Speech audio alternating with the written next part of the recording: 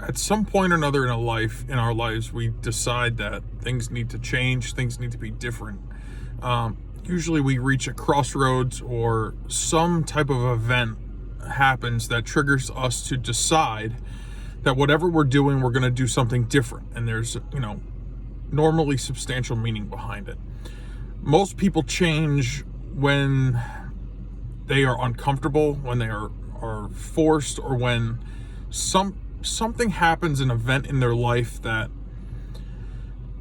changes their mindset, that gives them perspective. I tell people all the time, if you want to learn about regret, go visit a nursing home and talk to somebody sitting in a wheelchair that can't help themselves, and they'll probably tell you about the things they regret, that they regretted throughout their life, whether it was personal decisions, financial decisions, whatever. If you want to understand regret, go. I tell people, go visit a nursing home. If you want some perspective, I tell people to go visit the cemetery. And I don't mean that in a morbid way, and don't take it that way. It's just, at the end of the day, we all get the same hole. We can't take our fame with us. We can't take our fortunes with us. Yeah, maybe some of us will have a nicer casket than the other person, but the reality is it becomes materialistic and it doesn't really matter anymore. Now, why do I tell you this, and why do I tell you this specifically today? Well, today is the 8-year anniversary of my mother's passing. It's a somber day for me. It's a somber day for my family. It's, we contended with cancer with her for 4.5 years. We did all we could to make her comfortable. We did all we could to cure her. I mean, we went to every hospital that would see us, and every doctor that would entertain us, and we tried pretty much everything. I mean, and I have all the credit in the world to give to my dad for that. I mean, after the guy sacrificed his whole life to provide for his wife and his family, he then took on this, caretaker position for my mother, and really, spent 4.5 years taking care of her and trying to get the best care for her and see the best doctors and try to get the best outcome possible. And listen, we knew it was terminal cancer when they found it, but of course we prayed for a miracle. The doctors told us 2 years, 2.5 at max, and we got 4.5. And I attribute the extra time we got to my father's efforts. And for that, myself, my family, my siblings, we are eternally grateful for that. But on this day, we take some time and reflect. I just got back from the cemetery. I sat there for probably about a half hour, and I go often, so it's not like I only go on anniversaries. Like I go once a week. I had a really, really close relationship with my mom. My dad worked, so my mom raised us 3 kids. I was the only son. I spent my entire childhood with my mom. My mother had to work too to make ends meet, but she would take me to work with her. We weren't left for caretakers. My mom raised us, and I have a lot of amazing memories, most of which were solely with her. My dad some, because my dad was busy working so that my mom could raise us and didn't have to go to work full time. So it was, there's a lot of sacrifice that's been made in my family. My dad missed a lot of family vacations. He missed a lot of, t-ball and baseball and football and, some of my activities and some school events. He missed out on some hunting trips. He missed out on some fishing trips. I mean, it was, but he made the sacrifice so that my mother was comfortable and my mother could raise me and my 2 sisters hands-on. And listen, for that, I'm eternally grateful, because the special relationship that I had and still have today with my mother spiritually is, I can attest that it was his sacrifice that gave me the opportunity to have that, and my siblings. And, I'm sharing this with you guys because sometimes we need a little perspective. Sometimes we need to circle back to, what is our why?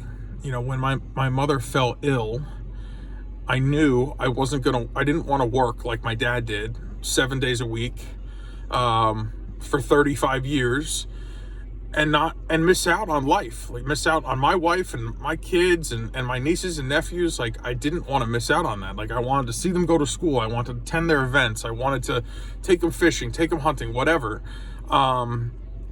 So when my mom got sick, I knew I had to do something different. I had taken over the family business. I had incurred all the debt that came with that. And it was a struggle, but I did it, and I don't regret it. And let me tell you, it was the greatest discipline and learning experience of my life, and I appreciate it. I appreciate the difficulties that I've endured, because it makes me appreciate more the rewards that I've reaped from those sacrifices. And that's when I turned to trading, and I said, listen, I'm going to do something. I need to do something that my money continues to make me money with less of my time, less of my commitment.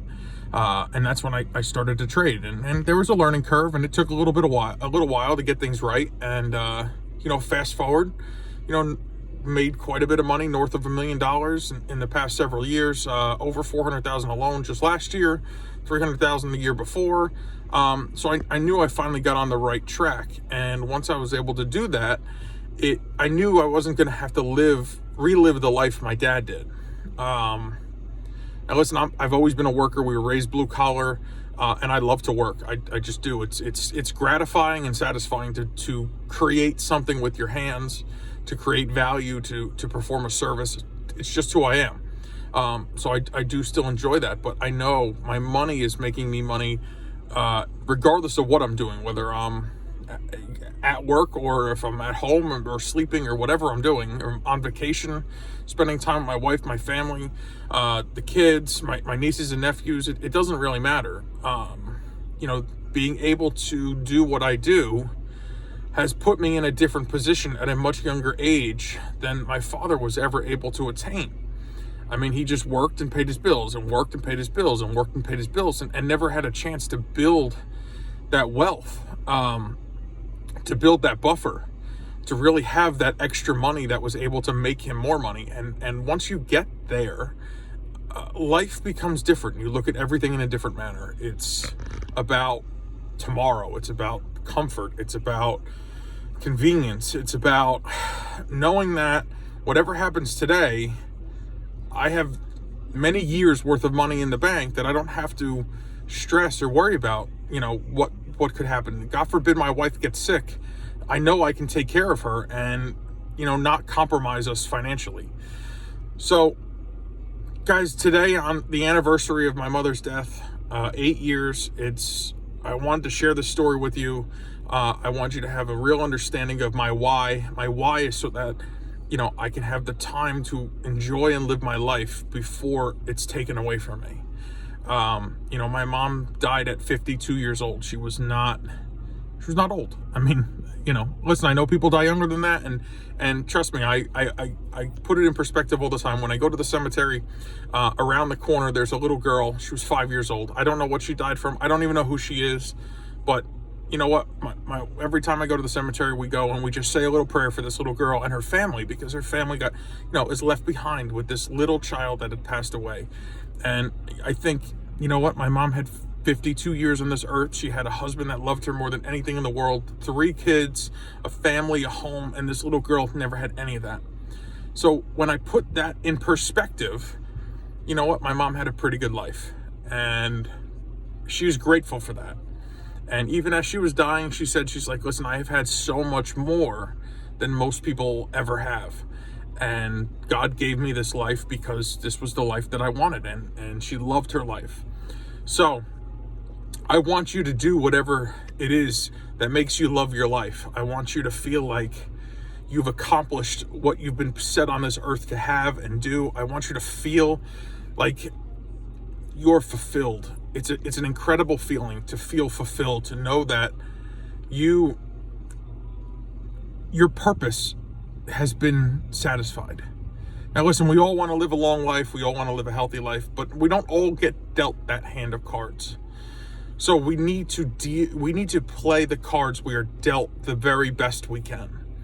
And I appreciate everything I have. I appreciate everything I do. I appreciate each and every one of you that spend your time and even though we don't get to personally meet and have a cup of coffee or a beer, that you spend your time watching the videos that I put out, because I appreciate you, and I want you to know that. And I hope whatever you do in life that you appreciate it, and the other people around you appreciate what you have to offer them. and it really, it becomes fulfilling. And I really wish that for you guys. This is like I said, a sombering day. It's an emotional day for me, my family. We love my mom. We miss her terribly. But you know what? Maybe I would not have accomplished all I had without having this immense amount of perspective that I have gotten from unfortunately losing her. So with everything that happens in your life, it becomes a lesson. It becomes something we need to grow from and learn from and build from. And bad things happen, and that's part of life. And the sooner we accept that that's part of life, the sooner we can grow as people, and we can grow our future, and we can grow our legacy. And that's my wish for you. My wish for you is to be who you want to be happy, to be healthy, to be prosperous, to be proud, to be fulfilled. And that's my message for today. I hope that some of you took this as an inspiring message to take yourselves out of your comfort zone and do something that makes you feel alive and makes you a better person tomorrow. All right? So I hope you're doing well. I hope you're staying well. I hope you're healthy. God bless you, and thank you for your time. I always appreciate when you guys are watching my videos, because I feel like it's my way to personally connect with you. I mean, this is a very personal event in my life, and I wanted to share it with you because, you know what? When I do what I do, it comes from my heart. You know, building Big Energy Profits came from my heart. When I trade, it comes from my heart. When I do business, it comes from my heart. It's just who I am, and you know, I want you to know who I am. All right, guys, have a great day. Stay well, and I will talk to you soon. Take care.